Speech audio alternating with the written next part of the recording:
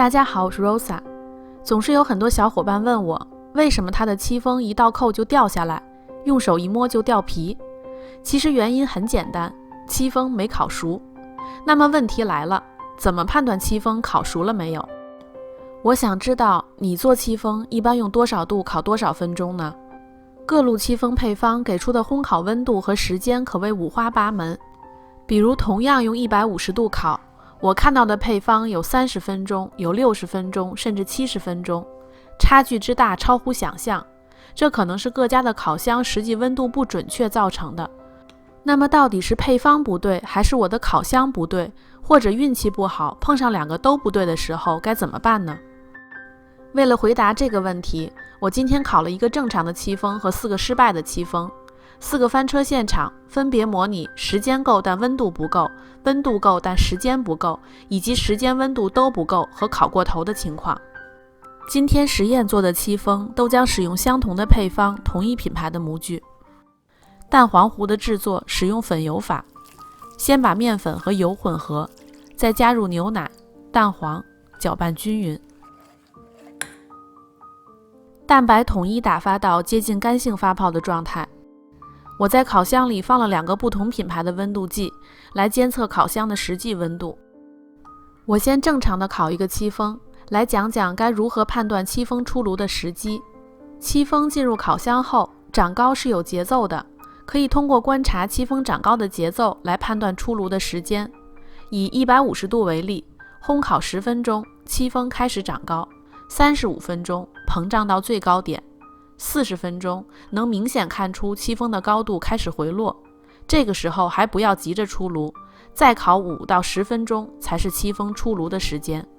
至于5到10分钟的区间内具体再烤几分钟，就要结合蛋糕上色的情况和回落的速度做一个经验判断，基本上烤个2-3次就能摸透自家烤箱的脾气，找到戚风出炉的最佳时机。为什么戚风会先长高再回落？我们在打发蛋白的时候，把大量的空气搅入蛋白。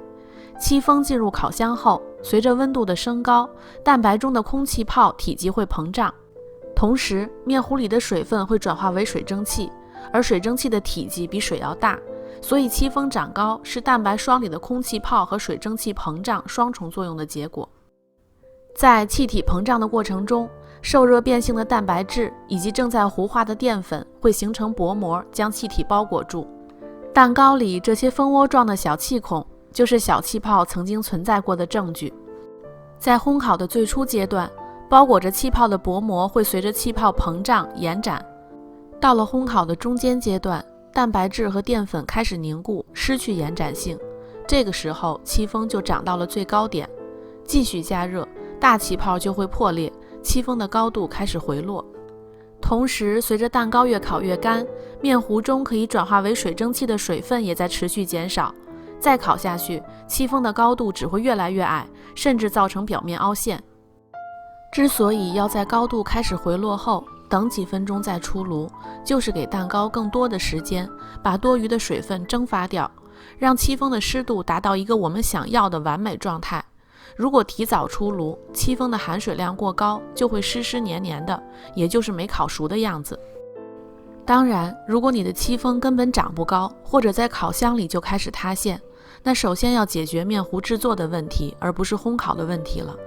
戚风长不高的问题以后再讲。第二个戚风，把设定温度调低20度，来模拟有的烤箱实际温度偏低的情况。一直到第45分钟，戚风才膨胀到最高点，50分钟高度开始回落。根据我刚才所讲的判断方法，从现在这个时点应该至少再烤10分钟。我现在就把它拿出来看看是什么状态。首先，戚风的表面上色很浅，没有烤出正常的金黄色。倒扣冷却2个小时之后，用手一摸就掉皮，这就是典型没烤熟的状态。如果戚风放置10小时以上，比如放置隔天或隔夜，出现掉皮是非常正常的。但如果出炉5个小时以内就出现这种现象，说明蛋糕还没烤熟。除了掉皮，像这样冷却后一按一个手印的戚风也是没烤熟。正常的戚风表面应该是柔软有弹性的，按压后不会留下任何印记。这个戚风是我用140度烤了50分钟，所以情况比130度的戚风要好一些，没有掉皮，但同样还是没烤熟。回来看看130度的戚风内部组织怎么样。蛋糕的湿度非常高，有点像轻乳酪或者古早蛋糕，按下去能听到沙沙的声音。蛋糕的弹性很好，回弹有力。有的小伙伴看到这样的戚风可能就很满意了，因为水分大湿度高，所以这个戚风显得格外细腻柔软。然而需要强调的是，细腻和潮湿是两个维度的概念。没烤熟的戚风就像是蘸了水的海绵，细腻柔软，但是湿哒哒的；而烤熟的戚风就像是蘸过水又攥干的海绵，只保有适量的水分，干松，但同样可以细腻柔软。我见到有的戚风配方故意追求没烤熟的效果，把潮湿当作戚风的正常状态。潮湿说明在烤箱里水分蒸发的太少，而水分的蒸发量是由蛋糕的内部温度决定的，也就是说鸡蛋和淀粉还没有充分烤熟，戚风还没有烤出蛋香味儿和面香味儿。这样的戚风闻着不香，吃起来也是寡淡无味。相信我，只要做一次烤熟的戚风，你会毫不犹豫地放弃那些湿哒哒的配方，毕竟吃着香才是最重要的。第三个戚风温度调回150度，但是这次只烤30分钟，来模拟温度够时间不够的情况。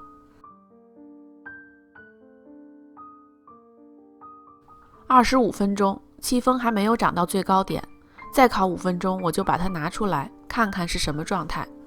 冷却的时候一般我会悬空倒扣，但是这个戚风没烤熟，我怕它掉下来，所以倒扣在网架上。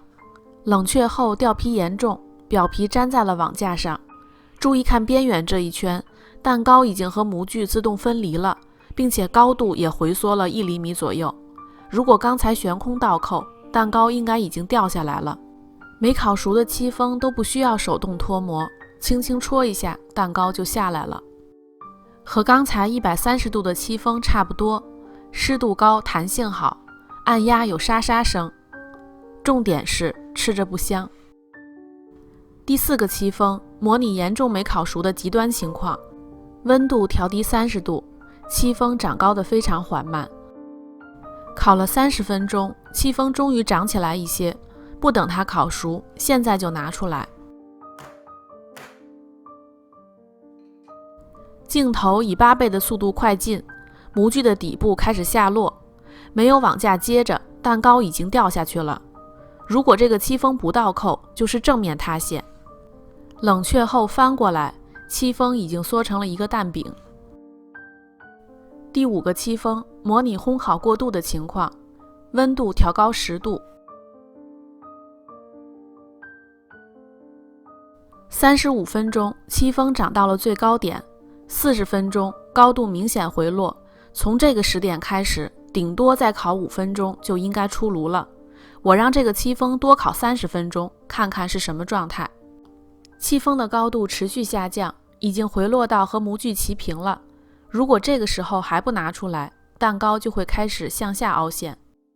过度烘烤的戚风表皮很硬，干硬的表皮形成了一层厚厚的硬壳，不过里面还是很柔软，摸着也没觉得很干，弹性比正常戚风稍差一些。可是吃起来就不行了，口感特别干，没有正常的戚风好吃。除了观察戚风长高的节奏，我也看到过其他判断戚风是否烤熟的方法，比如插竹签，看蛋糕表面上色，以及等高度回落到和模具齐平。我不推荐使用这3种方法。插竹签是一个很鸡肋的判断方法，因为对于戚风老司机，看一眼就知道戚风烤熟了没有，而对于新手来说，这个操作需要中途打开烤箱门，影响戚风的状态。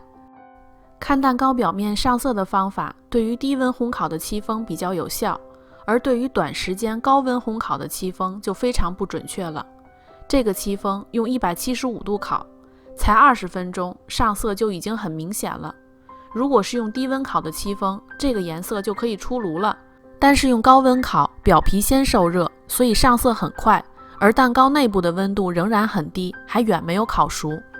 烤箱的差异也会导致看上色的方法判断不准确。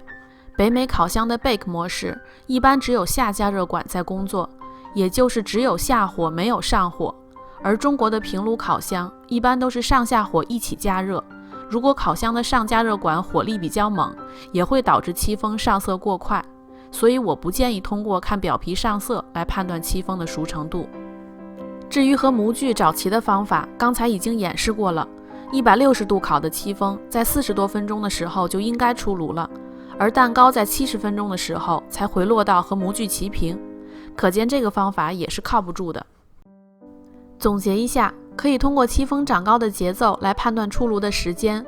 戚风膨胀到最高点之后会开始回落，从这个时点开始，再烤5到10分钟就是出炉的时机。如果戚风冷却后一按就有手印，一摸就掉皮，一倒扣就掉下来，或者蛋糕与模具自动分离，高度回缩，甚至缩成蛋饼，蛋糕内部潮湿，按压有沙沙声，这些都是没烤熟的表现。没烤熟的戚风回弹力高，因为湿度高显得格外细腻，但是吃起来不香。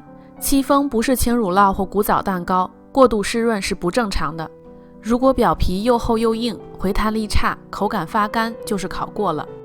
关于烤戚风的温度和时间，你可能还有很多疑问，比如高温短时间和低温长时间烤的戚风哪个更好？为什么有的戚风怎么都烤不熟，表面都烤焦了，里面还是湿湿黏黏的？为什么烘烤的过程中，温度计的温度忽高忽低一直在变？烤戚风需不需要调高预热温度？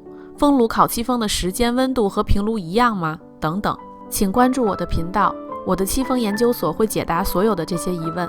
我是 Rosa， 喜欢我的视频请帮忙点赞转发一键3连，感谢你的支持，我们下期再见。